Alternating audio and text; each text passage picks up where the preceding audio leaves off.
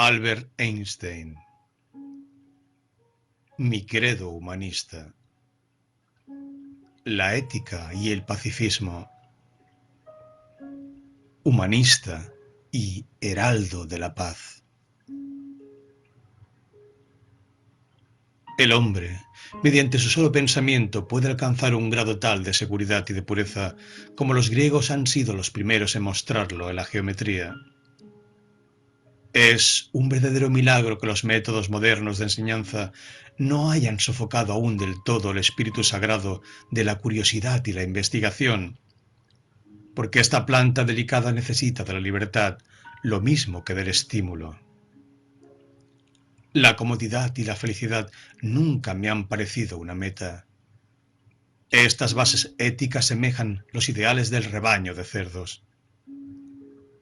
Las metas comunes del esfuerzo humano, obtener posesiones, éxito exterior y lujo, siempre se me han presentado como despreciables desde que era muy joven. Los molinos científicos son los que más tardan en moler el grano. ¿Podrán los signos venideros glorificar a nuestra Europa, en la que durante 3 siglos de intensísimo trabajo cultural no han conducido sino a pasar de la locura religiosa a la locura nacional? Hasta los científicos de los diferentes países se agitan tal como si desde hace meses les hubieran amputado el cerebro. Todo lo que me dice se refiere a R. Roland. Muestra la imposibilidad de llegar a una paz duradera con Alemania, como no sea después de aplastarla. Nada hay de lo que yo no pueda prescindir en cualquier instante.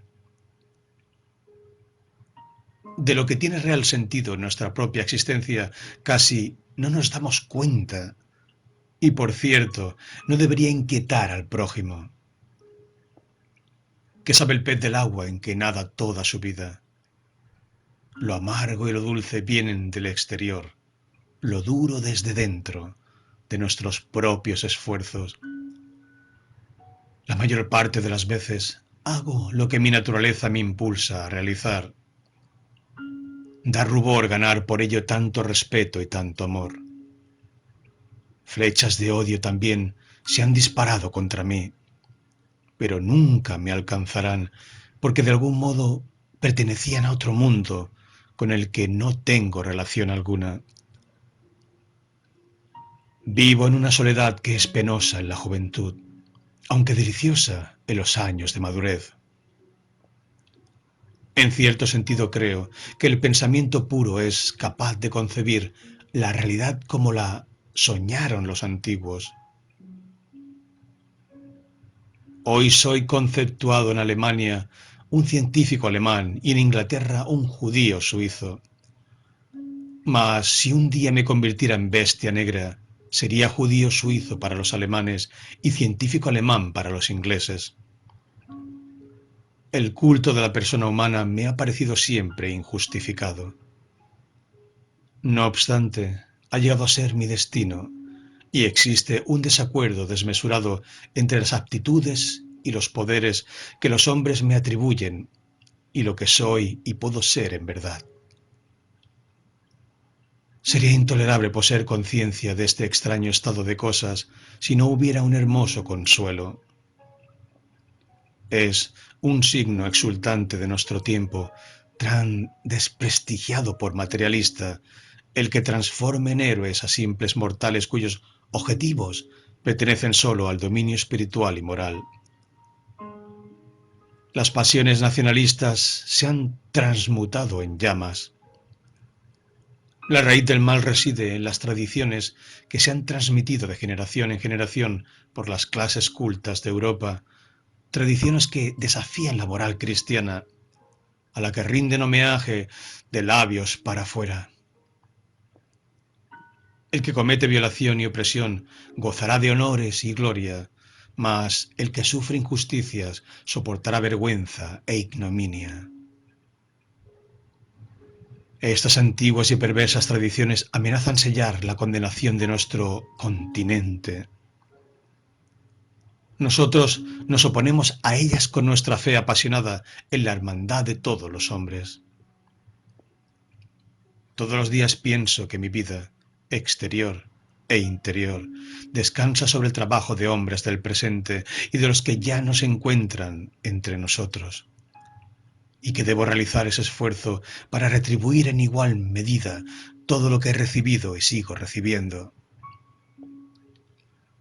Experimento la necesidad de ser frugal, si bien a menudo tengo la sensación apremiante de que exijo de mi prójimo más de lo conveniente.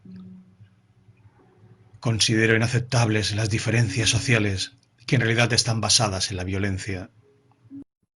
Creo asimismo que sería adecuado para todos, tanto para el cuerpo como para el espíritu, una vida exterior sencilla y sin mayores pretensiones. Advertí que la salvación del pueblo judío solo era posible si todos los judíos del mundo se adherían a una sociedad viva a la que se alegrasen de pertenecer como individuos y que les permitiera soportar el odio y las humillaciones que habían recibido del resto del mundo. La organización democrática parlamentaria que poseía como base previa tal autoridad e independencia vacila, pues surgen y se toleran dictaduras, porque el sentimiento de la dignidad y del derecho de la personalidad ya no tiene suficiente fuerza. En el tiempo de 2 semanas, las masas irracionales de un país pueden ser impulsadas mediante la prensa a un estado de tanta furia y excitación que los individuos se sienten dispuestos, vestidos de soldados, a matar y dejarse matar para favorecer intereses de cualquiera que lo sepa manejar con habilidad. Se observa y se siente la falta o la escasez de individualidades, sobre todo en el ámbito de las artes.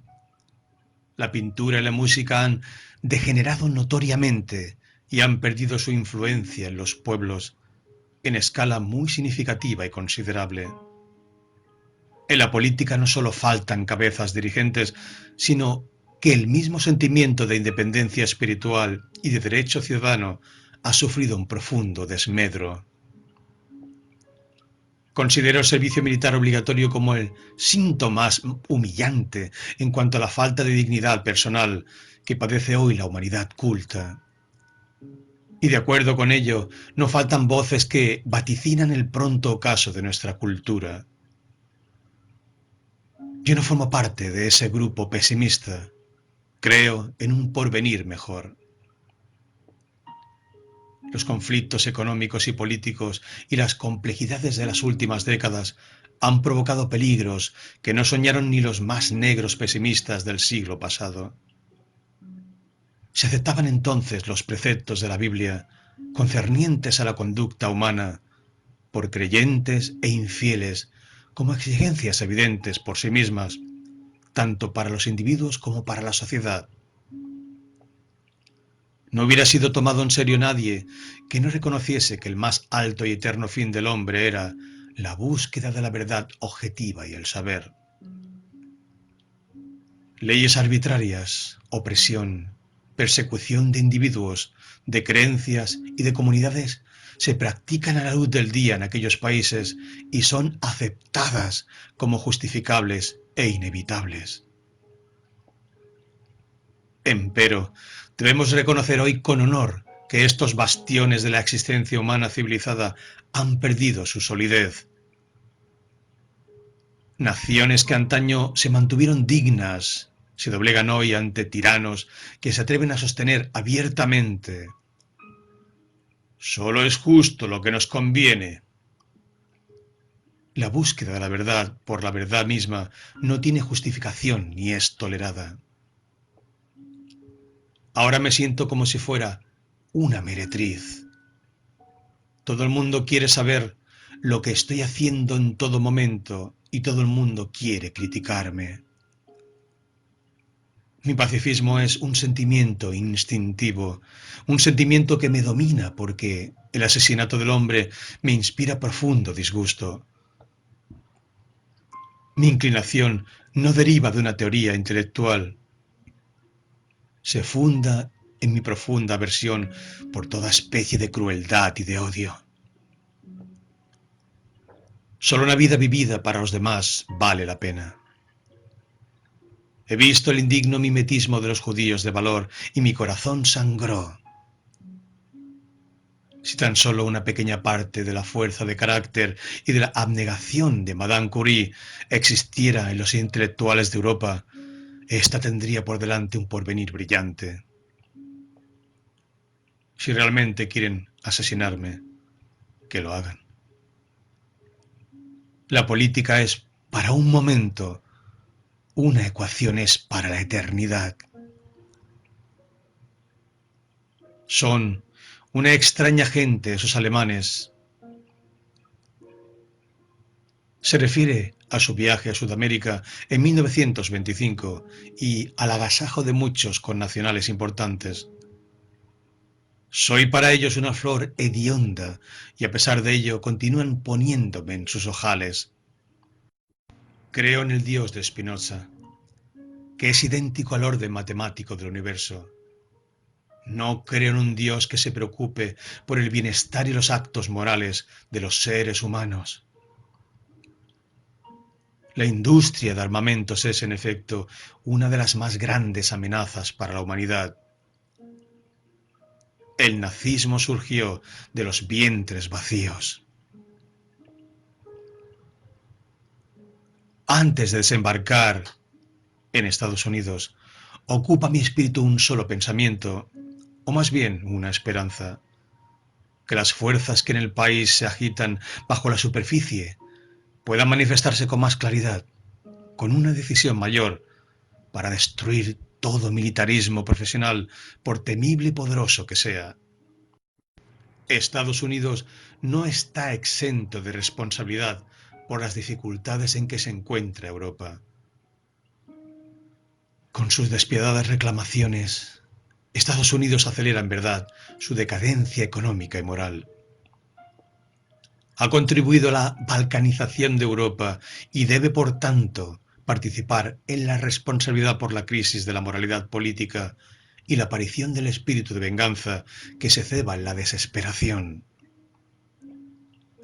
La guerra, la ciencia aplicada, nos ha proporcionado los medios para envenenarnos y mutilarnos mutuamente.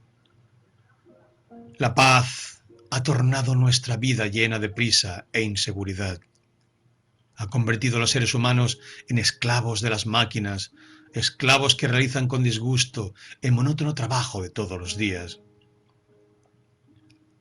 Estamos preocupados no solo con el problema técnico de asegurar y consolidar la paz, sino también con la muy importante tarea de la enseñanza y la ilustración.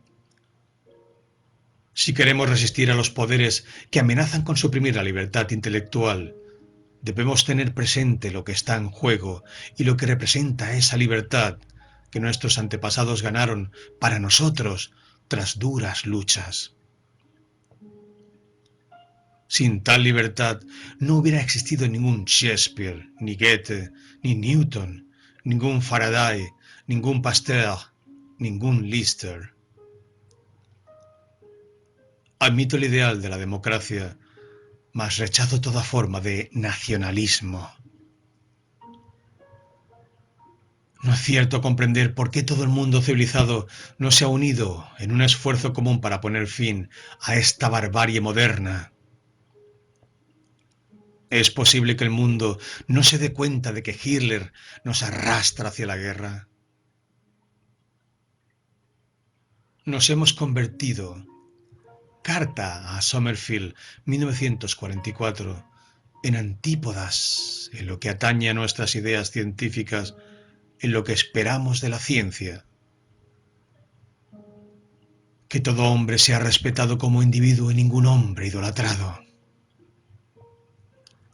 Los antisemitas hablan de buen grado de la malicia y la astucia de los judíos. Pero ¿se ha visto alguna vez en la historia un ejemplo más sorprendente de estupidez colectiva que la ceguera de los judíos alemanes? No es un conflicto puramente judío. Forma parte de un conflicto social mucho más amplio. Los que tienen se coaligan para defenderse contra los que levantan las manos vacías. Lo trágico del destino de mi marido es que los judíos alemanes lo hacen responsable de todos los horrores que padecen. Creen que los ha perjudicado con su actitud y en su resentimiento han forjado la consigna de separarse de él. Él que se ha sacrificado por ellos. Él que no ha tenido miedo, que no ha retrocedido. Es trágico que los mismos para quienes fue un ídolo lo cubran hoy de lodo. Elsa Einstein. Usted cree en el Dios que juega a los dados y yo en las leyes perfectas, en un mundo de cosas que existen como objetos reales que intento concebir de una manera resueltamente especulativa. El antagonismo de los intereses económicos en el interior de las naciones y entre ellas mismas es responsable, por cierto, y en gran medida, de la peligrosa y amenazadora situación que hoy existe en el mundo. Quien trate de afectar el curso de los acontecimientos debe poseer el don de ejercer una influencia directa sobre los hombres y sobre sus actividades. Los intelectuales carecen a menudo del don de impresionar a su auditorio. Woodrow Wilson proporciona quizás el más claro ejemplo de intelectual. Y no obstante, ni siquiera Wilson parecía dominar el arte de tratar con los hombres. El hombre ha fracasado en el desarrollo de formas de organización política y económica que garanticen la coexistencia pacífica de las naciones. Ha fracasado en la construcción de un tipo de sistema que elimine la posibilidad de la guerra y proscriba para siempre los criminales instrumentos de destrucción en masa. Tenemos que erigir puentes espirituales y científicos que unan a las naciones. Debemos superar los horribles muros de las fronteras nacionales. Hay que revolucionar nuestro modo de pensar y debemos tener el valor necesario para revolucionar las relaciones entre las naciones. Los clichés de ayer ya no nos sirven y mañana estarán por completo anticuados. Convencer de esto a los hombres de todo el mundo es la misión social más importante y decisiva que los intelectuales hayan tenido nunca que asumir. Tendrán el valor indispensable para elevarse sobre sus propios lazos nacionales en la medida adecuada para inducir a los pueblos del mundo a fin de que cambien sus arraigadas tradiciones nacionales del modo más terminante. Si la tercera guerra se lleva a cabo con el empleo de armas atómicas, la cuarta se realizará con garrotes y garras. Yo no me considero el padre de la liberación de la energía atómica. Mi papel en eso fue absolutamente indirecto. La liberación de la energía atómica no ha creado un nuevo problema, solo ha hecho más urgente la necesidad de resolver el que existía. Pudiera decirse que nos ha afectado cuantitativa, no cualitativamente. Mientras existan naciones soberanas en posesión de un gran poder, la guerra será inevitable. No se trata de predecir cuándo se producirá, sino que es seguro que ha de producirse, lo cual también era cierto antes de que la bomba atómica se descubriera. Lo único que ha cambiado es la destructividad de la guerra. Las grandes potencias unidas en la lucha están divididas ahora en el establecimiento de la paz. Se prometió al mundo la liberación del miedo, mas en verdad el miedo se ha desarrollado con mayor vigor que nunca desde la terminación de la guerra. Se prometió a las naciones liberarlas de la indigencia, pero muchas partes del mundo se enfrentan con el hambre, en tanto que otras viven en la abundancia. Hemos caído en una situación en la que todos los ciudadanos de todos los países, sus hijos y su trabajo en la vida se encuentran amenazados por la terrible inseguridad que reina en nuestro mundo. El avance de la técnica no ha elevado la estabilidad y el bienestar de la humanidad. Por muy fuertes que sean los armamentos nacionales, no crean seguridad militar en ninguna nación, ni garantizan el mantenimiento de la paz. La preocupación por el hombre y su destino debe constituir siempre el interés principal de todos los esfuerzos técnicos. No lo olvidéis jamás, en medio de vuestros diagramas y de vuestras ecuaciones.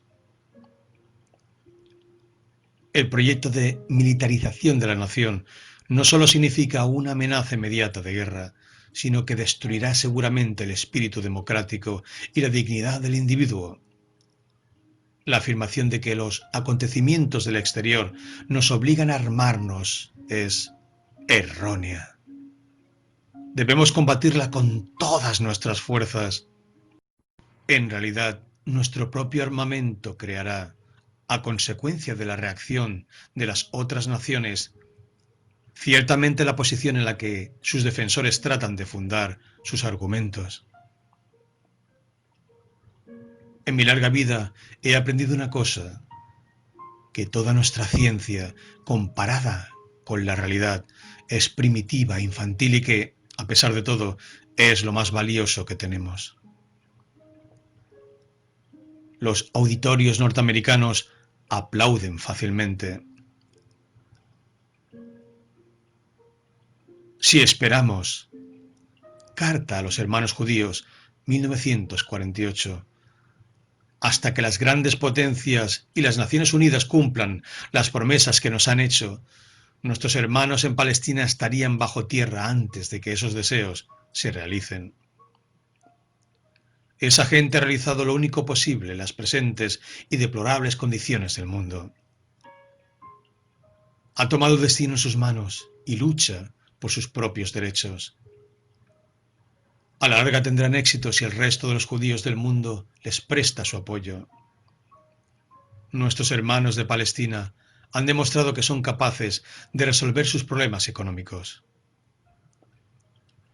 La carrera de armamentos entre los Estados Unidos y Rusia soviética, que al principio comenzó como medida preventiva, asume proporciones histéricas. Por ambos lados están perfeccionando medios destructivos con febril urgencia y dentro del mayor secreto. Conozco muy poco de la naturaleza. Reflexión expresada al rechazar la presidencia de Israel y casi nada de los hombres.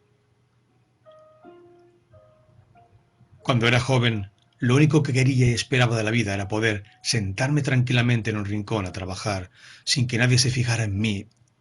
Y vean lo que me ocurre ahora. Las creaciones de nuestra mente deberían ser una bendición, no una maldición para la humanidad. Son muy pocos los seres humanos capaces de expresar con ecuanimidad opiniones que difieran de los prejuicios de su contorno. Juventud, sabes que la tuya no es la primera generación que anhela una vida plena de belleza y libertad. La imaginación es más importante que el conocimiento. Las proposiciones matemáticas, aun cuando tienen que ver con la realidad, no son ciertas, y en cuanto que son ciertas, no tienen que ver con la realidad. En mi opinión, solo hay una forma de lograr que el público se interese por un gran científico. Discutir y explicar, en lenguaje asequible para todos, los problemas y las soluciones que han caracterizado el trabajo de su vida. Esto solo puede hacerlo quien comprenda el material que ha de manejar. Como alumno no fui ni muy bueno ni muy malo. Mi punto débil era mi mala memoria, sobre todo cuando había que memorizar palabras y textos. Prefería soportar todos los castigos antes que aprender maquinalmente y de memoria. Solo Euclides ha contemplado la belleza al desnudo. Me parece que la idea de un Dios personal es un concepto antropológico que no puede tomarse en serio. Creo que tenemos que conformarnos con nuestra comprensión y conocimientos imperfectos y tratar los valores y obligaciones morales como un problema puramente humano, el más importante de todos los problemas humanos. Nadie puede ser obligado a pertenecer a una comunidad religiosa. Gracias a Dios, eso es cosa del pasado. Nunca había encontrado en el bello sexo una negativa tan firme a mis propuestas. Contestación a las mujeres norteamericanas anticomunistas. O al menos nunca me había rechazado, al mismo tiempo, un grupo tan numeroso. Estos 50 años de reflexión no me han permitido acercarme más a la respuesta. ¿Qué son los cuanta de luz? Hoy, todo hijo de vecino se imagina que lo sabe, pero se equivoca. Es muy frecuente que los hombres piensen con terror en la muerte. Es uno de los medios de que se vale la naturaleza para mantener la vida de la especie. Desde un punto de vista racional, este temor carece de justificación alguna, pues quien haya muerto o no haya nacido todavía no puede padecer ningún accidente. En síntesis, es un terror estúpido, pero inevitable.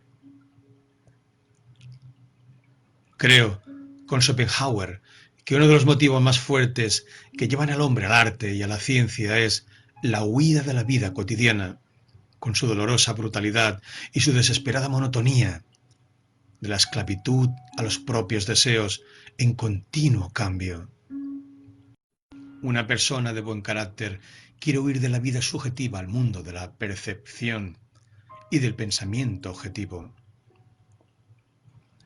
Este deseo puede compararse con la nostalgia que impulsa al hombre de ciudad a cambiar su entorno bullicioso y estrecho por las altas montañas, donde la vista divaga por el aire puro y plácido, y localiza complacida los contornos tranquilos, los cuales parecen construidos para la eternidad. En el reino de los buscadores de la verdad no hay ninguna autoridad humana. Quien intenta erigirse en magistrado provoca la risa de los dioses. El problema con que se encuentran los intelectuales de este país es muy grave. Los políticos reaccionarios, referencia a McCarthy, han logrado que el público observe con desconfianza todos los esfuerzos intelectuales. Para ello, les ponen de continuo ante los ojos el fantasma de un peligro exterior. Hasta ahora han obtenido lo que deseaban y han de pasar a suprimir la libertad de enseñanza y a echar de sus puestos a los que no estén dispuestos a someterse, con lo que los condenarían a perecer de hambre. He llegado a ver en la muerte una antigua deuda que por fin voy a pagar. Mi sentido apasionado de la justicia y de la responsabilidad social ha estado permanentemente en claro contraste con mi escasa necesidad de contacto con otros seres humanos y comunidades. Soy en verdad un viajero solitario y nunca he entregado todo mi corazón a mi país, a mi casa, a mis amigos, ni siquiera a mi familia más inmediata.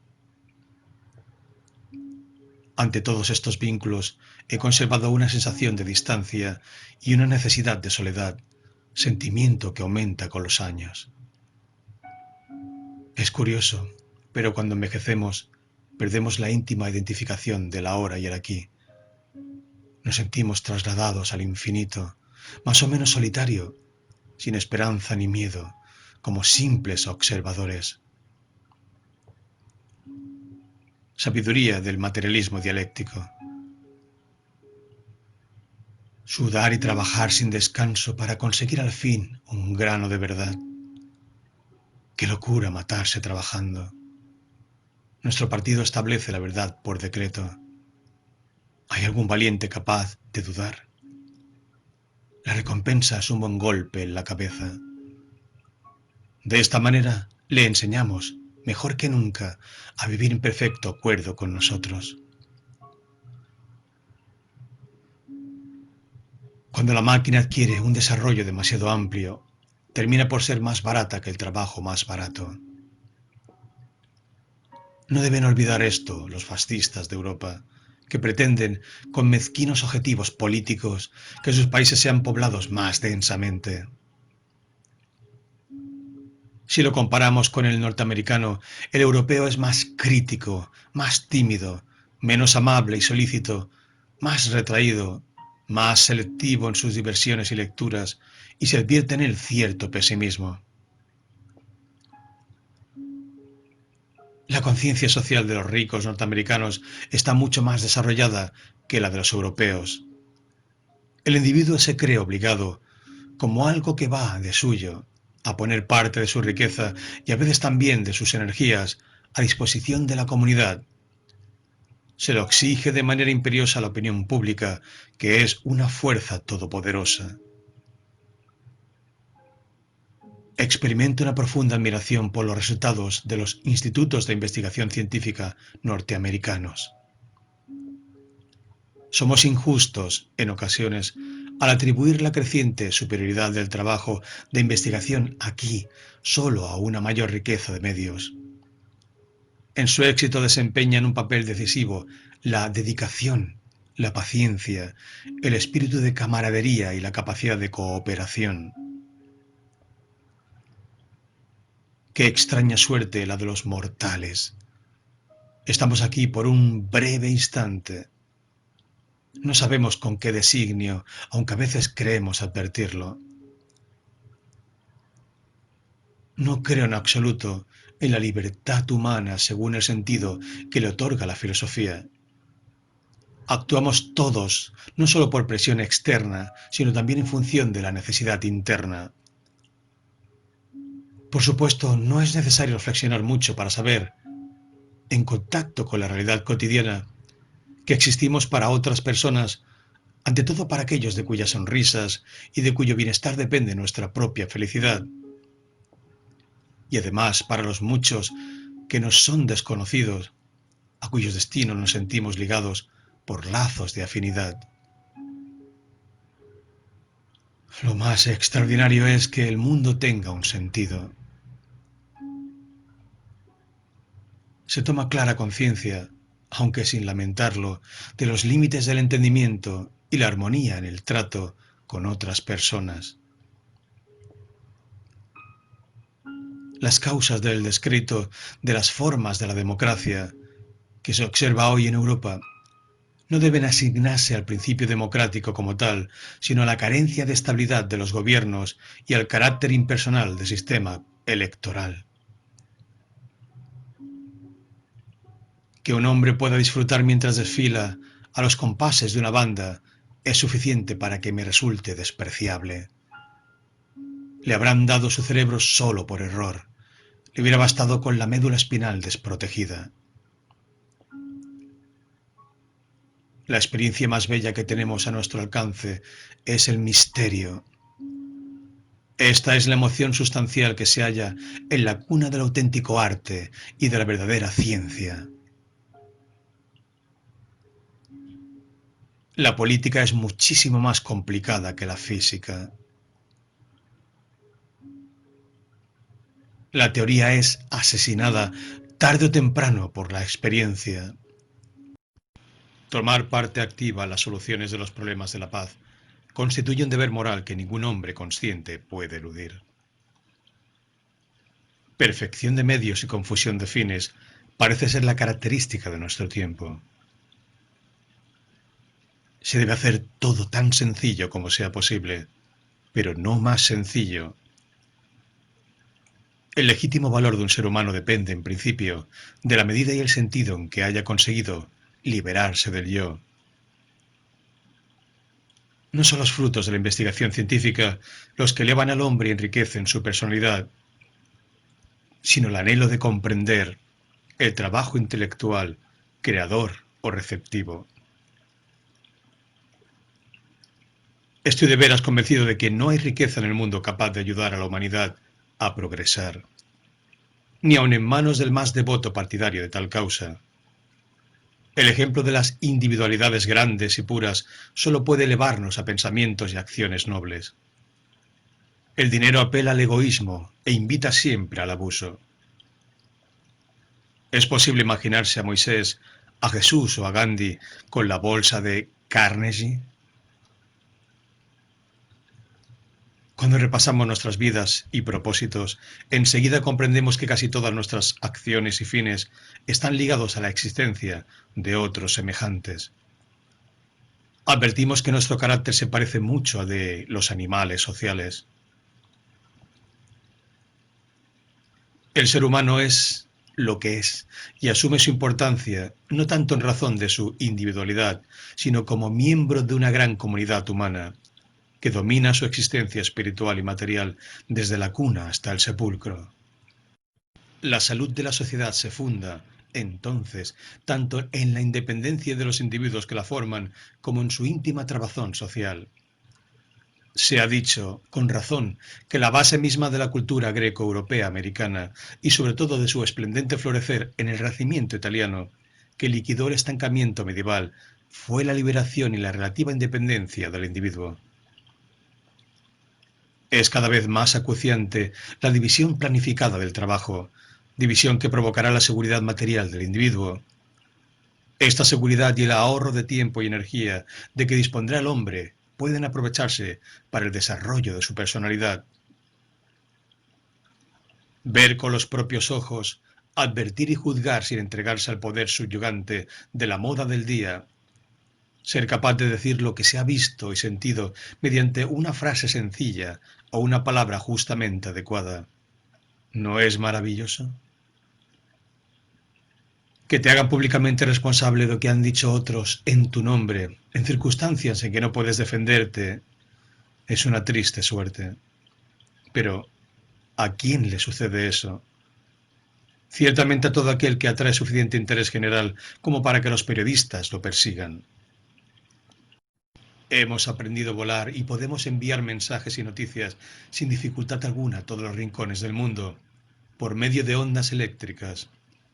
Empero, la producción y distribución de bienes está desorganizada, de manera que todos han de vivir temerosos ante la posibilidad de verse eliminados del ciclo económico. Durante la infancia de la filosofía se pensaba en general que resultaba fácil descubrir todo lo cognoscible a través de la simple reflexión.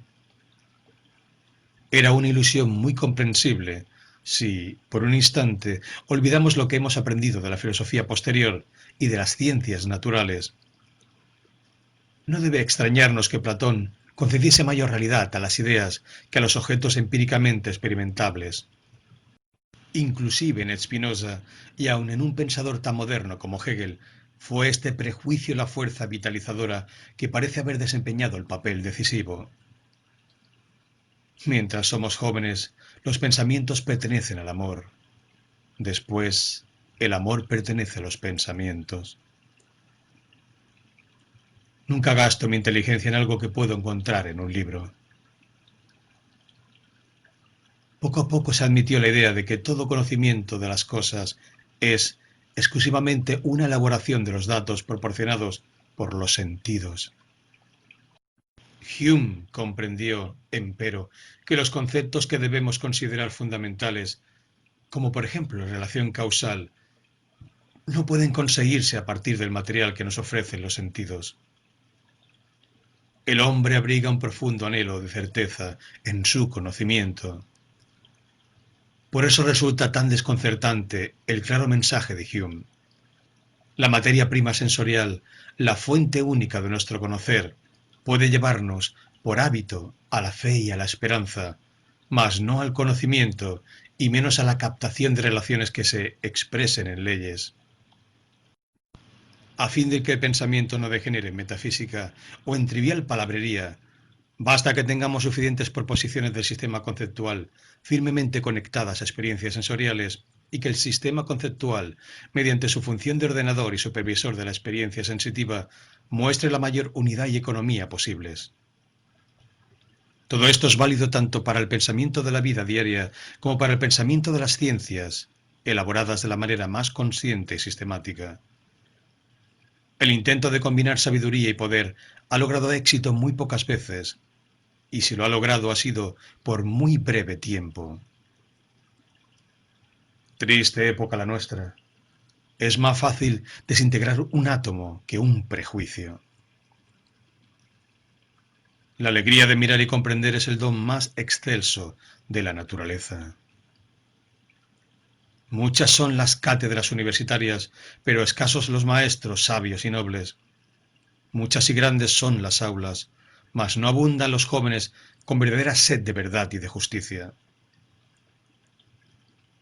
Hoy existe sin duda un anhelo de progreso social, de tolerancia y libertad de pensamiento, de mayor unidad política que llamamos Europa. Sin embargo, los estudiantes de nuestras universidades han dejado de encarnar, como sus profesores, las esperanzas y los ideales del pueblo. Los contrastes y las contradicciones que pueden alojarse simultáneamente en una corteza cerebral echan por tierra cualquier sistema político optimista o pesimista. La existencia y la validez de los derechos humanos no están escritas en las estrellas.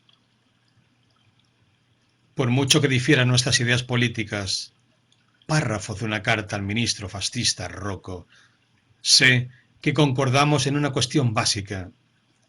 Ambos admiramos los triunfos notables de la inteligencia europea y los consideramos nuestros valores más altos.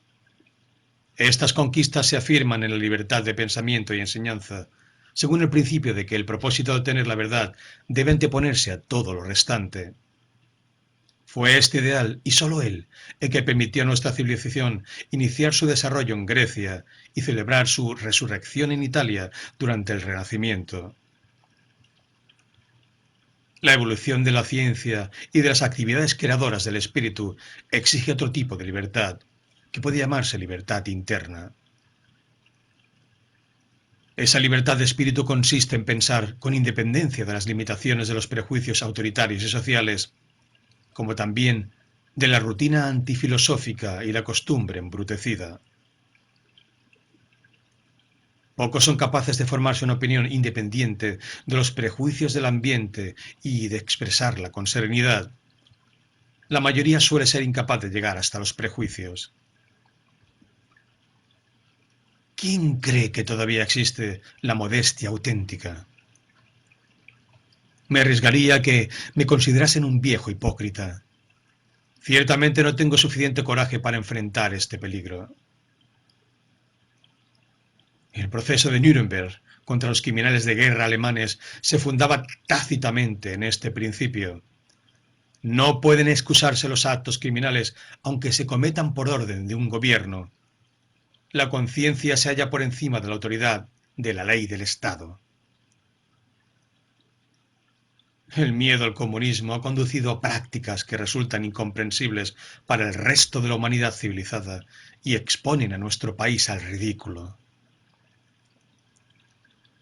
A veces parece que la gente ha perdido el sentido del humor al punto de que el dicho francés «le ridicule tue» haya perdido su valor. Todo lo que ha realizado y pensado la especie humana tiene que ver con la satisfacción de necesidades muy urgentes y con el fin de mitigar el dolor.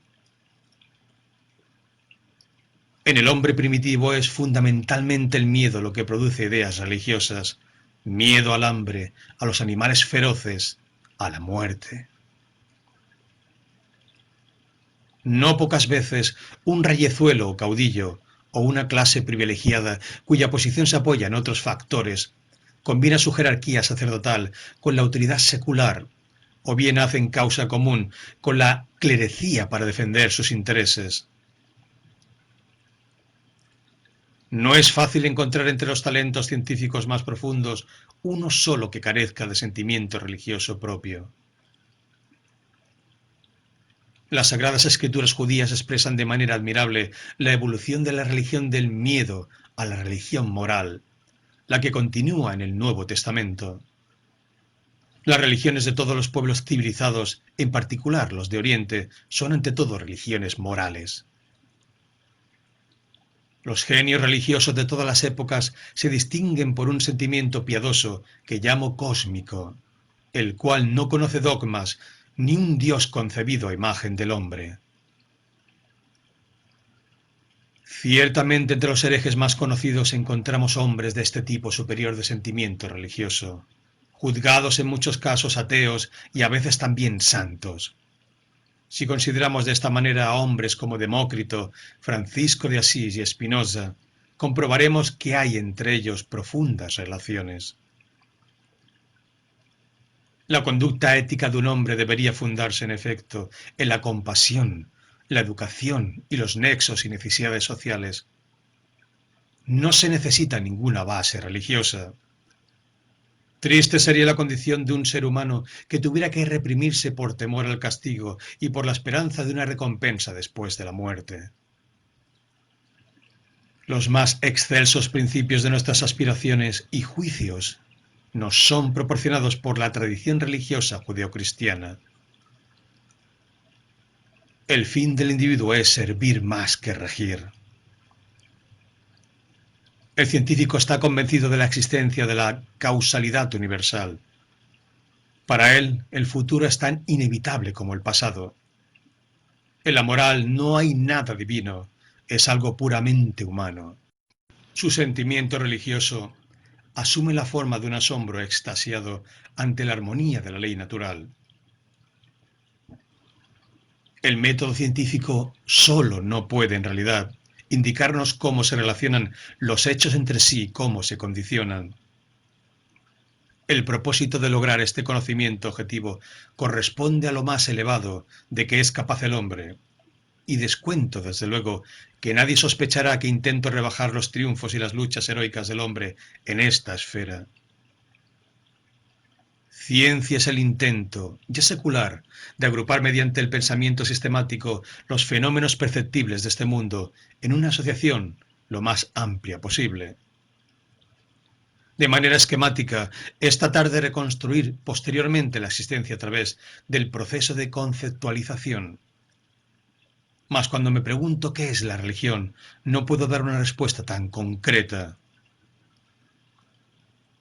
Hay conflicto entre ciencia y religión si una comunidad insiste en la verdad absoluta de las afirmaciones contenidas en la Biblia. Esto representa la intromisión de la religión en la ciencia. Aquí hemos de situar la lucha de la Iglesia frente a las doctrinas de Galileo y Darwin. La ciencia solo pueden crearla los que se hallan profundamente impregnados del anhelo de alcanzar la verdad y de comprender las cosas. Y este sentimiento surge, en efecto, de la esfera de la religión. La fuente originaria del conflicto entre la religión y la ciencia reside ciertamente en el concepto de un Dios personal. En su lucha por el ideal ético, los profesores de religión deben tener suficiente talento para prescindir de la doctrina de un Dios personal, esto es, eludir esa fuente de temor y esperanza que proporcionó en el pasado tanto poder a los sacerdotes. En tanto más progresa la evolución espiritual de la especie humana, más seguro me parece que el camino que conduce a la verdadera religión pasa no por el temor a la vida y el miedo a la muerte y la fe ciega, sino por la lucha en favor del conocimiento racional. La función de establecer objetivos y definir juicios de valor supera las posibilidades de la ciencia. Un pueblo que honrase la falsedad, la difamación, el fraude y el asesinato no podría durar largo tiempo. Mientras la religión profesa el amor fraterno en las relaciones entre individuos y grupos, el escenario actual más semeja a un campo de batalla que una orquesta. Tomar parte activa en las soluciones de los problemas de la paz constituye un deber moral que ningún hombre consciente puede eludir. Perfección de medios y confusión de fines parece ser la característica de nuestro tiempo. Se debe hacer todo tan sencillo como sea posible, pero no más sencillo. El legítimo valor de un ser humano depende, en principio, de la medida y el sentido en que haya conseguido liberarse del yo. No son los frutos de la investigación científica los que elevan al hombre y enriquecen su personalidad, sino el anhelo de comprender, el trabajo intelectual, creador o receptivo. Estoy de veras convencido de que no hay riqueza en el mundo capaz de ayudar a la humanidad a progresar, ni aun en manos del más devoto partidario de tal causa. El ejemplo de las individualidades grandes y puras solo puede elevarnos a pensamientos y acciones nobles. El dinero apela al egoísmo e invita siempre al abuso. Es posible imaginarse a Moisés, a Jesús o a Gandhi con la bolsa de Carnegie. Cuando repasamos nuestras vidas y propósitos, enseguida comprendemos que casi todas nuestras acciones y fines están ligados a la existencia de otros semejantes. Advertimos que nuestro carácter se parece mucho al de los animales sociales. El ser humano es lo que es, y asume su importancia no tanto en razón de su individualidad, sino como miembro de una gran comunidad humana que domina su existencia espiritual y material desde la cuna hasta el sepulcro. La salud de la sociedad se funda entonces tanto en la independencia de los individuos que la forman como en su íntima trabazón social. Se ha dicho, con razón, que la base misma de la cultura greco-europea americana y sobre todo de su esplendente florecer en el Renacimiento italiano, que liquidó el estancamiento medieval, fue la liberación y la relativa independencia del individuo. Es cada vez más acuciante la división planificada del trabajo, división que provocará la seguridad material del individuo. Esta seguridad y el ahorro de tiempo y energía de que dispondrá el hombre pueden aprovecharse para el desarrollo de su personalidad. Ver con los propios ojos, advertir y juzgar sin entregarse al poder subyugante de la moda del día. Ser capaz de decir lo que se ha visto y sentido mediante una frase sencilla o una palabra justamente adecuada. ¿No es maravilloso? Que te hagan públicamente responsable de lo que han dicho otros en tu nombre, en circunstancias en que no puedes defenderte, es una triste suerte. Pero, ¿a quién le sucede eso? Ciertamente todo aquel que atrae suficiente interés general como para que los periodistas lo persigan. Hemos aprendido a volar y podemos enviar mensajes y noticias sin dificultad alguna a todos los rincones del mundo, por medio de ondas eléctricas. Empero, la producción y distribución de bienes está desorganizada, de manera que todos han de vivir temerosos ante la posibilidad de verse eliminados del ciclo económico.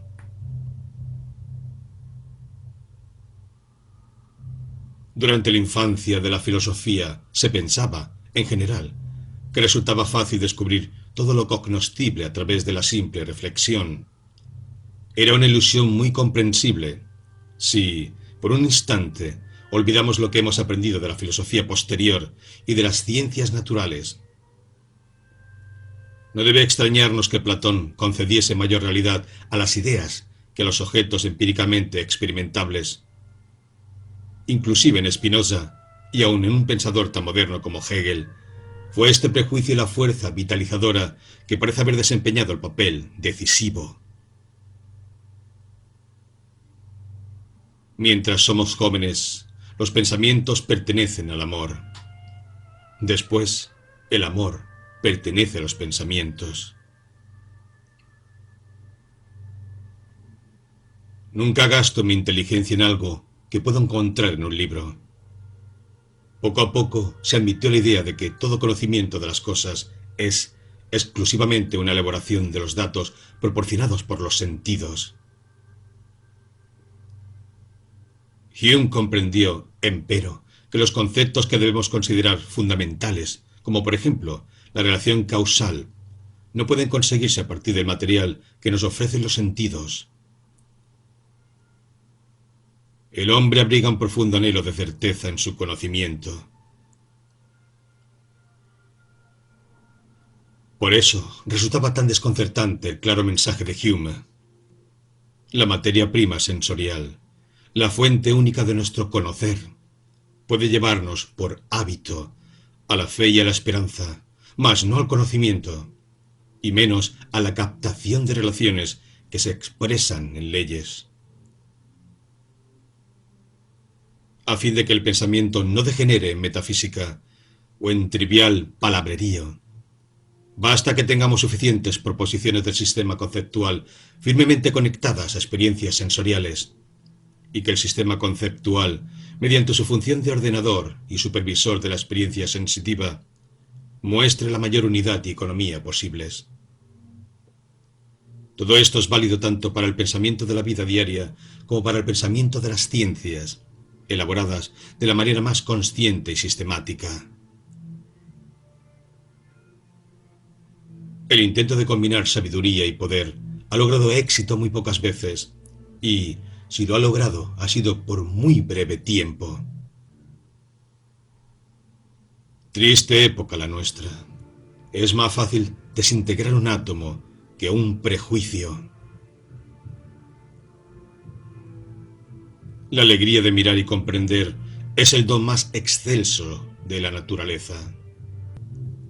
Muchas son las cátedras universitarias, pero escasos los maestros sabios y nobles.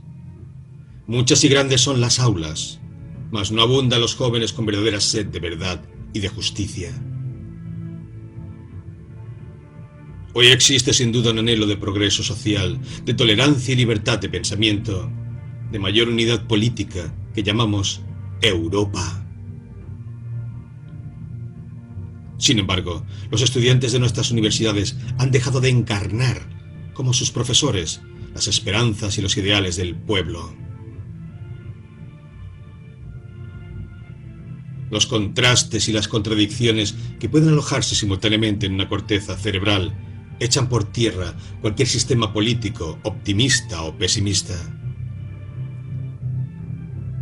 La existencia y la validez de los derechos humanos no están escritas en las estrellas. Por mucho que difieran nuestras ideas políticas, sé que concordamos en una cuestión básica. Ambos admiramos los triunfos notables de la inteligencia europea y los consideramos nuestros valores más altos. Estas conquistas se afirman en la libertad de pensamiento y enseñanza, según el principio de que el propósito de obtener la verdad debe anteponerse a todo lo restante. Fue este ideal, y solo él, el que permitió a nuestra civilización iniciar su desarrollo en Grecia y celebrar su resurrección en Italia durante el Renacimiento. La evolución de la ciencia y de las actividades creadoras del espíritu exige otro tipo de libertad, que puede llamarse libertad interna. Esa libertad de espíritu consiste en pensar, con independencia de las limitaciones de los prejuicios autoritarios y sociales, como también de la rutina antifilosófica y la costumbre embrutecida. Pocos son capaces de formarse una opinión independiente de los prejuicios del ambiente y de expresarla con serenidad. La mayoría suele ser incapaz de llegar hasta los prejuicios. ¿Quién cree que todavía existe la modestia auténtica? Me arriesgaría a que me considerasen un viejo hipócrita. Ciertamente no tengo suficiente coraje para enfrentar este peligro. El proceso de Nuremberg contra los criminales de guerra alemanes se fundaba tácitamente en este principio. No pueden excusarse los actos criminales aunque se cometan por orden de un gobierno. La conciencia se halla por encima de la autoridad de la ley del Estado. El miedo al comunismo ha conducido a prácticas que resultan incomprensibles para el resto de la humanidad civilizada y exponen a nuestro país al ridículo. A veces parece que la gente ha perdido el sentido del humor al punto de que el dicho francés «le ridicule tue» haya perdido su valor. El ridículo mata. Todo lo que ha realizado y pensado la especie humana tiene que ver con la satisfacción de necesidades muy urgentes y con el fin de mitigar el dolor. En el hombre primitivo es fundamentalmente el miedo lo que produce ideas religiosas.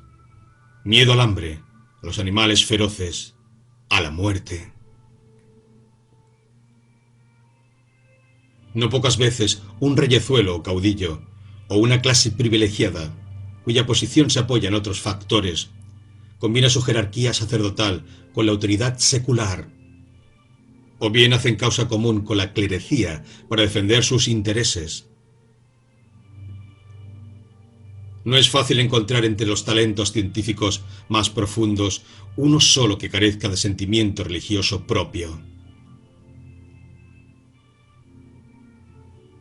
Las Sagradas Escrituras judías expresan de manera admirable la evolución de la religión del miedo a la religión moral, la que continúa en el Nuevo Testamento. Las religiones de todos los pueblos civilizados, en particular los de Oriente, son, ante todo, religiones morales. Los genios religiosos de todas las épocas se distinguen por un sentimiento piadoso que llamo cósmico, el cual no conoce dogmas ni un Dios concebido a imagen del hombre. Ciertamente entre los herejes más conocidos encontramos hombres de este tipo superior, de sentimiento religioso, juzgados en muchos casos ateos y a veces también santos. Si consideramos de esta manera a los hombres como Demócrito, Francisco de Asís y Spinoza, comprobaremos que hay entre ellos profundas relaciones. La conducta ética de un hombre debería fundarse, en efecto, en la compasión, la educación y los nexos y necesidades sociales. No se necesita ninguna base religiosa. Triste sería la condición de un ser humano que tuviera que reprimirse por temor al castigo y por la esperanza de una recompensa después de la muerte. Los más excelsos principios de nuestras aspiraciones y juicios nos son proporcionados por la tradición religiosa judeocristiana.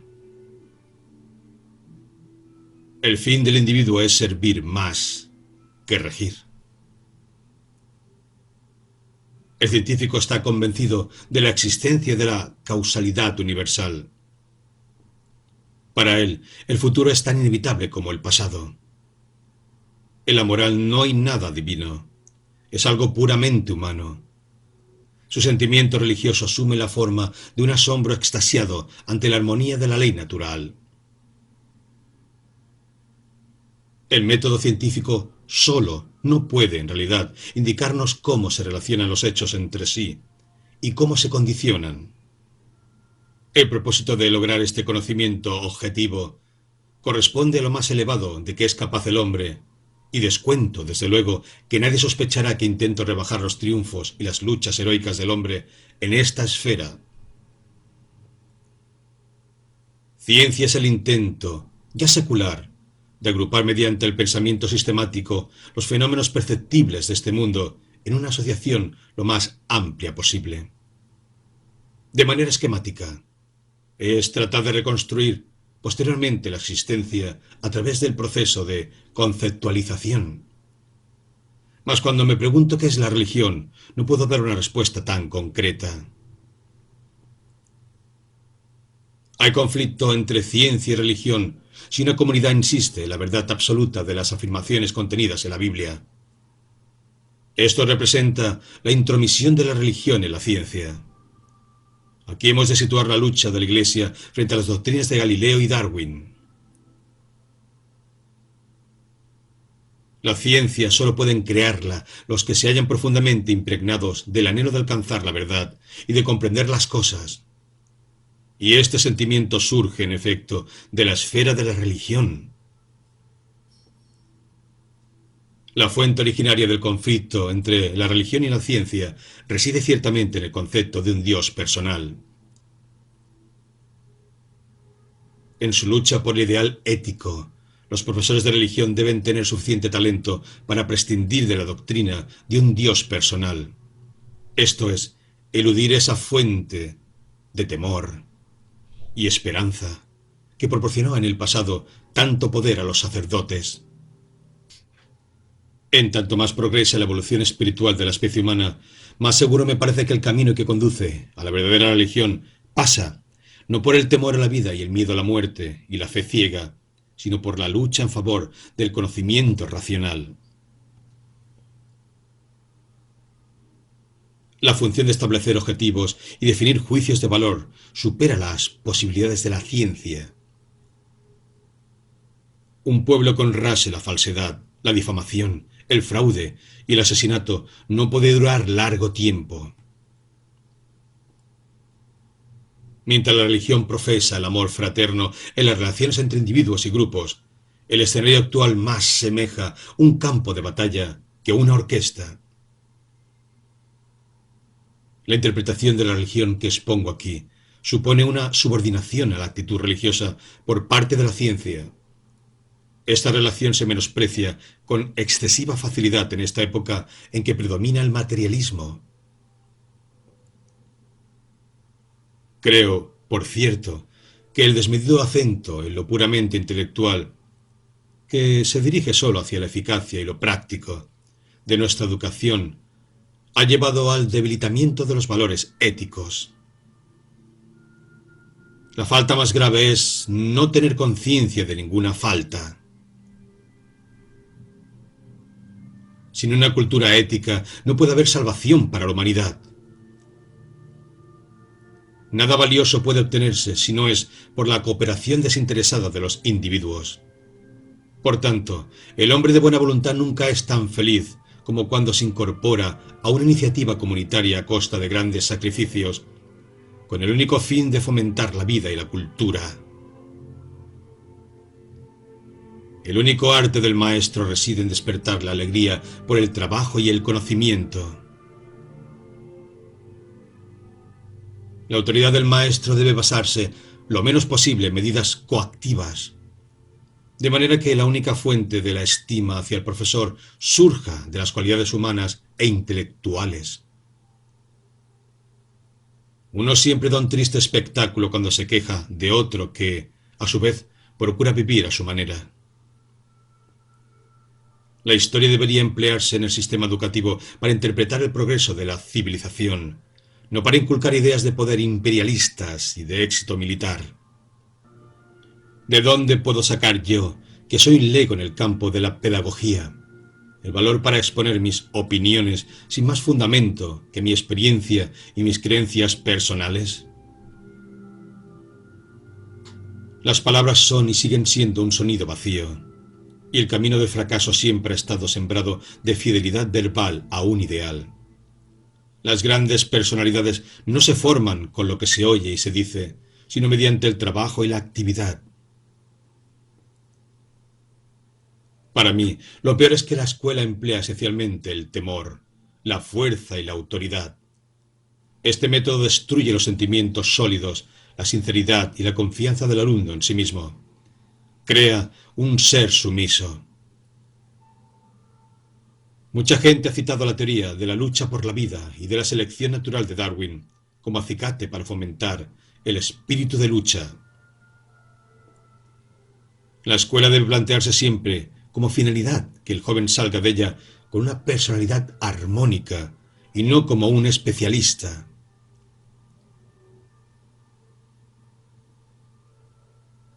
Una persona que solo lee periódicos y como mucho libros de autores actuales es como un miope que se burlara de las gafas.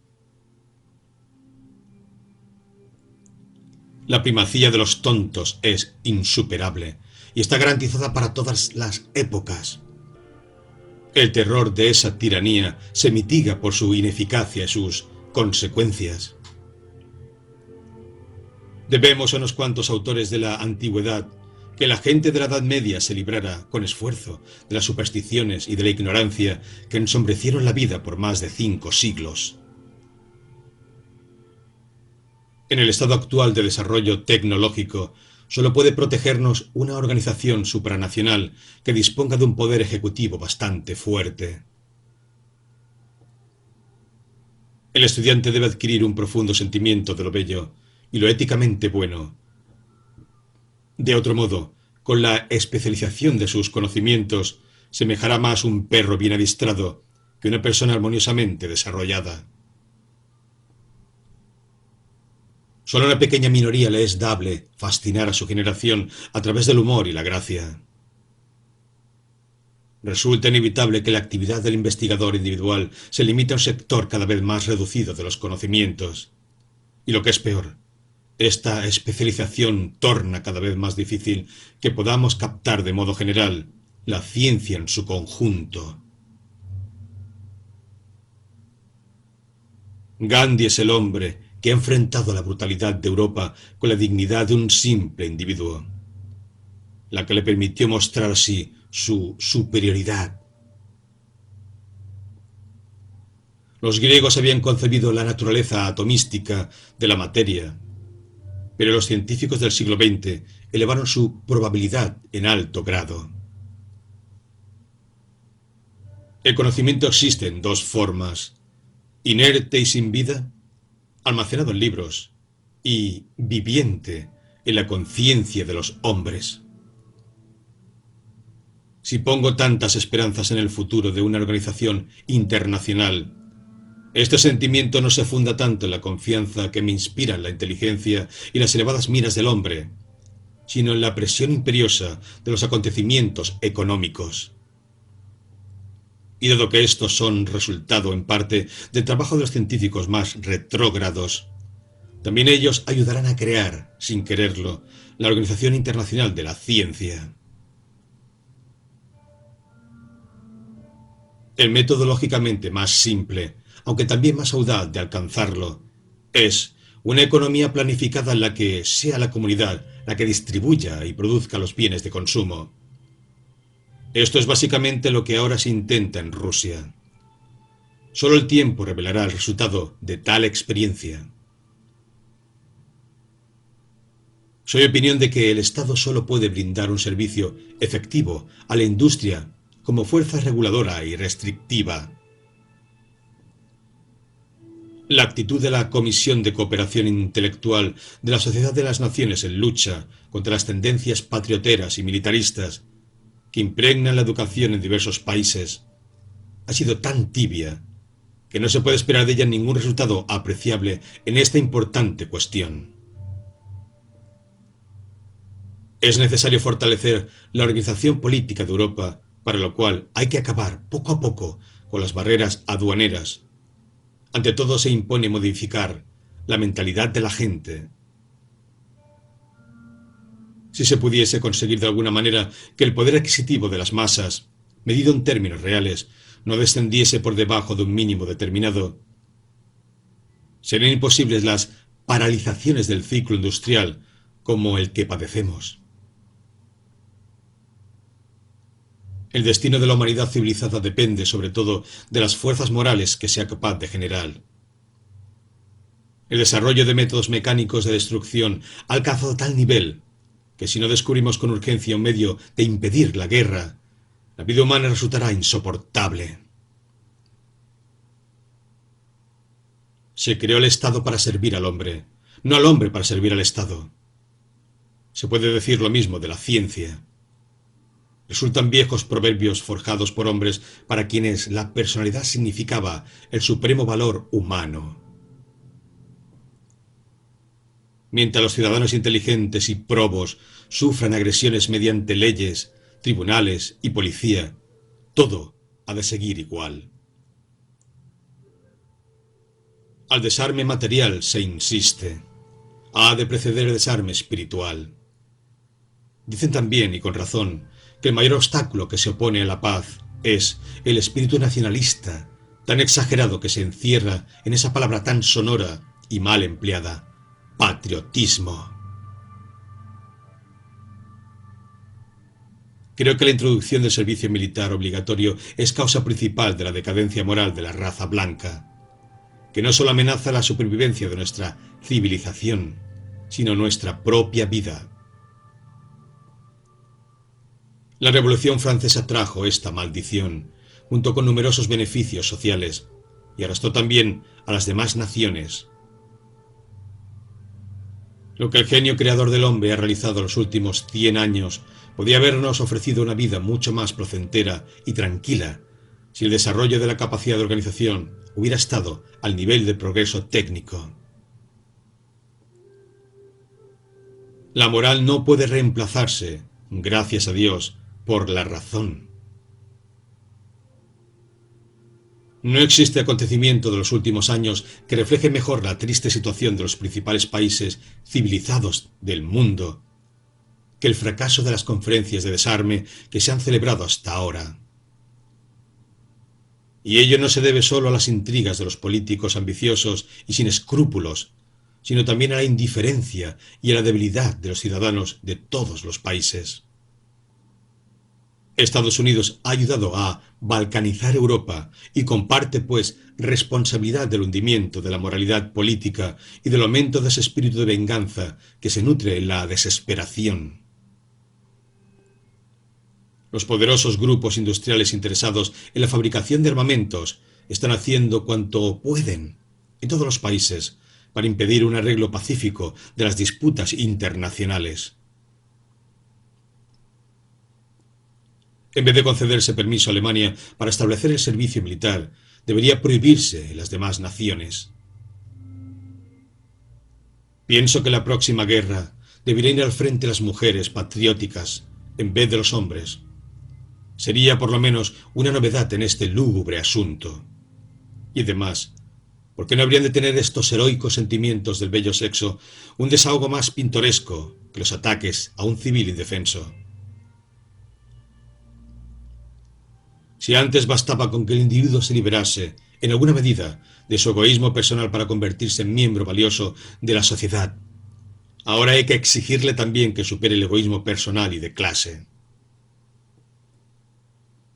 Los intereses de cada país deberían subordinarse a una comunidad más amplia. Resulta un hecho universal que las minorías, sobre todo cuando los individuos que las componen pueden identificarse por sus rasgos étnicos, sean tratadas por las mayorías, entre las que viven, como humanamente inferiores. Los físicos se encuentran en una posición no muy diferente a la de Alfred Nobel. Este inventó el explosivo más poderoso que la humanidad haya conocido hasta entonces. Para compensar, y con el objeto de aliviar su conciencia, instituyó premios para el fomento y conquista de la paz. Nosotros ayudamos a construir la nueva arma para impedir que los enemigos de la humanidad la consiguiesen antes, lo cual, dada la mentalidad de los nazis, habría significado la destrucción y la esclavitud del resto del mundo. Pusimos dicha arma en manos de los norteamericanos y de los ingleses como representantes de toda la humanidad y defensores de la paz y de la libertad. Mas hasta ahora no hemos visto ninguna garantía de paz, ninguna garantía de las libertades que se prometieron a los pueblos en la Carta del Atlántico. A partir de la fabricación de la primera bomba atómica, nada se ha hecho para salvar a la humanidad de la guerra. Mucho se ha realizado, en cambio, para aumentar la capacidad destructiva. Las energías de la naturaleza, o cósmicas, son inagotables, eternas, y el hombre solo puede operar con ellas en partes infinitesimales. Descarto el peligro derivado del comienzo de una reacción en cadena de tal magnitud que destruya el planeta o parte de él. Elimino esta idea porque, si el hombre hubiera sido capaz de provocarla mediante una explosión atómica, ya debería haber sucedido por la acción de los rayos cósmicos que de continuo llegan a la superficie de la Tierra. Acabamos de salir de una guerra en la que hemos debido aceptar la degradante falta de principios éticos del enemigo. Y en lugar de mostrarnos liberados de esas bajezas, adoptamos la inmoralidad de nuestros contrincantes. Es posible que, si todas las naciones occidentales adoptaran el socialismo, el conflicto por el poder entre el este y el oeste subsistiría. Los apasionados alegatos contra los sistemas económicos actuales me parecen del todo irracionales. Llegará el día, creo, en que deberá existir un gobierno mundial, aunque sea después de una nueva guerra. Uno de los fundamentos del sistema comunista del Este es cierta similitud con la religión, determinada capacidad para inspirar las emociones que surgen normalmente en el ámbito religioso. Llevados a error, sobre todo por los éxitos de Bismarck, los alemanes han pasado por una profunda transformación de su mentalidad y de esta manera, en menos de un siglo, se han precipitado en la ruina absoluta. Con toda franqueza, confieso que la política exterior de los Estados Unidos, a partir del cese de las hostilidades, me ha recordado la actitud de Alemania en los tiempos del Kaiser Guillermo II, y sé que esta penosa analogía es compartida por muchas personas. En nuestra época, la mentalidad militarista es más peligrosa que antes, pues los armamentos ofensivos son mucho más potentes que los defensivos. La energía atómica puede intimidar a la humanidad para que ordene sus asuntos internacionales, lo cual no haría sin la presión del miedo. Todo gobierno es malo en sí mismo, en cuanto lleva en su seno la tendencia a convertirse en una tiranía. Si nos aferramos al concepto y a la práctica de la soberanía ilimitada de las naciones, la consecuencia será que cada una se arrogará el derecho de conseguir sus fines mediante la guerra. Los que nos preocupamos por la causa de la paz y el triunfo de la razón y la justicia, sabemos la escasa influencia que la razón y la buena voluntad ejercen sobre los acontecimientos políticos. A través de una penosa experiencia aprendimos que el pensar racional no es suficiente para resolver los problemas de nuestra vida social. Sumergidos en el trágico destino que nos ha conducido a colaborar en la elaboración de métodos de aniquilación más horribles y eficaces cada vez, los científicos debemos aceptar que nuestra solemne y trascendental misión es hacer cuanto esté a nuestro alcance para impedir que esas armas sean empleadas con la brutal finalidad con que han sido inventadas. Al paso de los siglos, el estado de anarquía de los asuntos internacionales ha ocasionado sufrimientos y destrozos imposibles de narrar. Una y otra vez se ha impedido el desarrollo de los hombres, de sus espíritus y de su bienestar. En ocasiones se ha llegado al aniquilamiento casi total de pueblos enteros. El Estado se ha convertido en un ídolo moderno, cuyo poder de sugestión puede ser contrarrestado por muy pocos hombres. Hay que revolucionar nuestro modo de pensar, revolucionar nuestras acciones y tener el valor de revolucionar las relaciones entre los países. En el campo de la economía, el descubrimiento de ciertas leyes generales es dificultado por el hecho de que los fenómenos económicos observados se hallan a menudo influidos por muchos factores que es complejo evaluar por separado.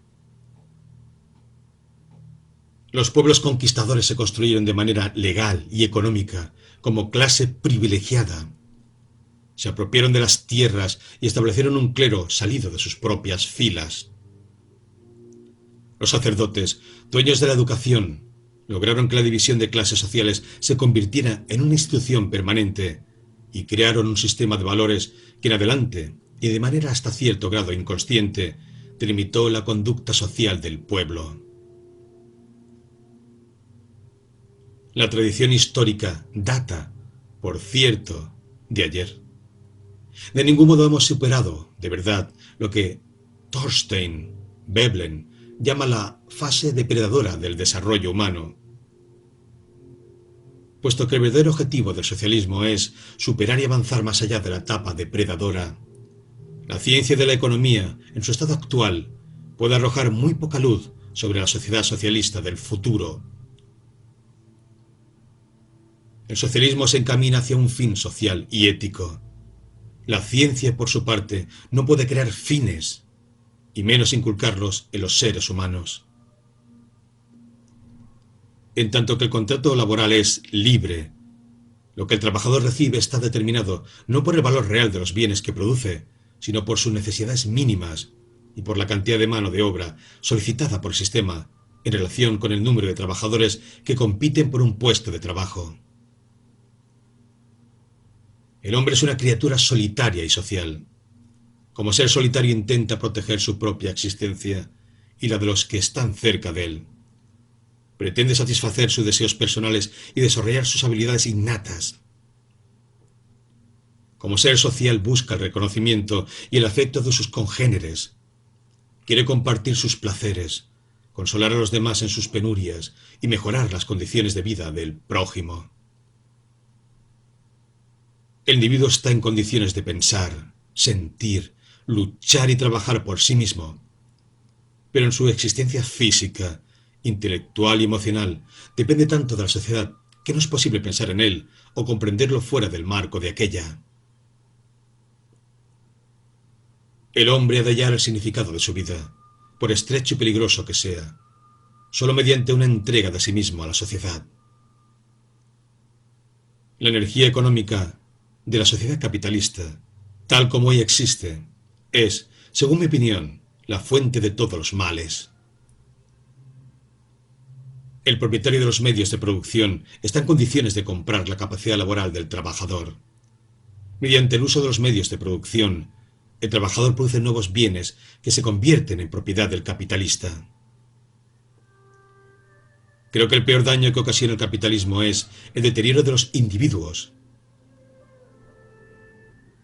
El capital privado tiende a concentrarse en pocas manos a causa de la competencia entre los capitalistas y en parte en razón del desarrollo tecnológico y la creciente división de la clase obrera. El resultado es una oligarquía del capital privado, cuyo enorme poder no puede ser eficazmente controlado ni siquiera por una sociedad política fundada en principios democráticos. En la actualidad, además, los capitales privados controlan en forma directa o indirecta las principales fuentes de información: prensa, radio, educación. El objetivo de la producción es el beneficio, no el consumo. El interés por el lucro, conjugado con la competencia entre los capitalistas, es el origen de la inestabilidad del ritmo, de la acumulación y empleo del capital, que conduce a severas y periódicas crisis.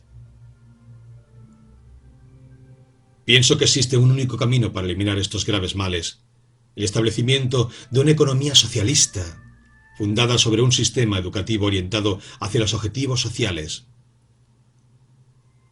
La realización del socialismo exige resolver algunos problemas sociopolíticos de gran dificultad. Dada la centralización del poder político y económico, ¿cómo impedir que la burocracia se convierta en una entidad omnipotente y arrogante? La idea de conseguir la seguridad del país por medio del armamento, en el estado actual de la técnica militar, no es más que una ilusión desastrosa. Es imposible alcanzar la paz en tanto cada uno de nuestros actos se realiza con mira a un presunto conflicto bélico. Los seres humanos somos siempre los mismos. No hay cambios profundos. No tiene mucha importancia que trabajemos 5 horas o 2. Nuestro problema es de índole social y económica a nivel internacional. Considerados en su totalidad, pienso que los principios de Gandhi fueron más acertados de los que cualquier político de nuestra época. Sin comprensión y sin cierta dosis de confianza mutua, ninguna institución que vele por la seguridad colectiva de las naciones será eficaz. Era difícil evitar que la Declaración de los Derechos del Hombre estuviera redactada en la forma de un documento legal, que por su rigidez puede conducir a interminables discusiones. Solo la abolición radical de las guerras y de la amenaza de guerra puede valer algo. ¿Cómo podemos contribuir a lograr una existencia más segura y tolerable en esta tierra ya tan degradada? La intromisión de las autoridades políticas en la vida científica de nuestro país Es evidente en el impedimento de los viajes de los científicos e investigadores americanos hacia el exterior y del acceso a este país de científicos de otras naciones. Esta conducta mezquina por parte de la nación tan poderosa es el síntoma peligroso de una dolencia que tiene raíces mucho más profundas. Los judíos constituyen una comunidad unida por lazos de sangre y de tradición, y no solo por un credo religioso. La actitud del resto del mundo hacia ellos es una prueba de este aserto. Hace 15 años, al llegar a Alemania, descubrí por primera vez que yo era judío, y debo ese descubrimiento más a los gentiles que a los judíos. Un centro en Palestina es un objetivo digno de que en él se concentren todos nuestros esfuerzos. Se llama esto nacionalismo, con cierta razón. De todas maneras, se trata de un nacionalismo cuyo fin no es el poder, sino la dignidad y la salud moral. Si no tuviéramos que vivir entre personas intolerantes, mezquinas y violentas, yo seré el primero en rechazar todo nacionalismo en favor de una comunidad universal. La tradición del pueblo judío está impregnada de un amor por la justicia y la razón que debe continuar operando en bien de todos los hombres, ahora y en el futuro. En tiempos modernos, esta tradición ha producido hombres como Spinoza y Karl Marx. Es nuestro deber permanecer fieles a las tradiciones morales que nos han permitido subsistir durante milenios, a pesar de las oscuras tormentas que se han desencadenado sobre nuestras cabezas. Al servicio de la vida, el sacrificio se transforma en una gracia. La nuestra es una comunidad que posee una tradición moral, la que siempre ha demostrado su fuerza y su vitalidad en tiempos de prueba. En todas las épocas ha dado a hombres que representaron la conciencia del mundo occidental, defensores de la dignidad humana y de la justicia. De modo muy claro se ha proclamado que no intentamos crear una sociedad política, según la antigua tradición del judaísmo. El nuestro es un objetivo cultural, en la más amplia acepción del vocablo. Así pues, nos corresponde vivir junto a nuestros hermanos árabes de manera abierta, generosa y digna. El objetivo que han prescripto los dirigentes del sionismo no es político, sino social y cultural. En Palestina, la comunidad debe intentar que se concrete el ideal de la sociedad que alentaron nuestros antepasados, como está descrito en la Biblia. Según este criterio, establecer una universidad judía en Jerusalén es uno de los propósitos más importantes de la organización sionista. Es posible ser un europeo civilizado y a la vez un ciudadano correcto, sin dejar de ser un judío consciente. Las nacionalidades insisten en seguir sus propios destinos y se niegan a toda clase de mezcla.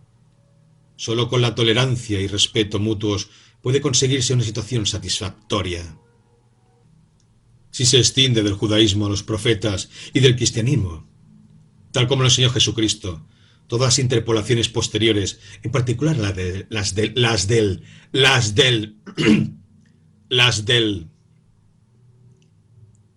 Si se extiende del judaísmo a los profetas y del cristianismo, tal como lo enseñó Jesucristo, todas las interpolaciones posteriores, en particular las del clero, nos quedaría una doctrina capaz de curar a la humanidad de todos los males sociales. La búsqueda del saber por el saber mismo, un amor por la justicia casi fanático y el afán de independencia personal son los rasgos esenciales de la tradición judía que me permiten dar gracias a mi destino por pertenecer a ese pueblo. En mi opinión, desde el punto de vista filosófico, no existe una concepción del mundo judía. Creo que el judaísmo solo se interesa por la actitud moral en la vida y hacia la vida. Desearía que se concluyese un acuerdo razonable con los árabes sobre la base de una vida pacífica en común. Me parece que esto resultaría preferible a la creación de un Estado judío.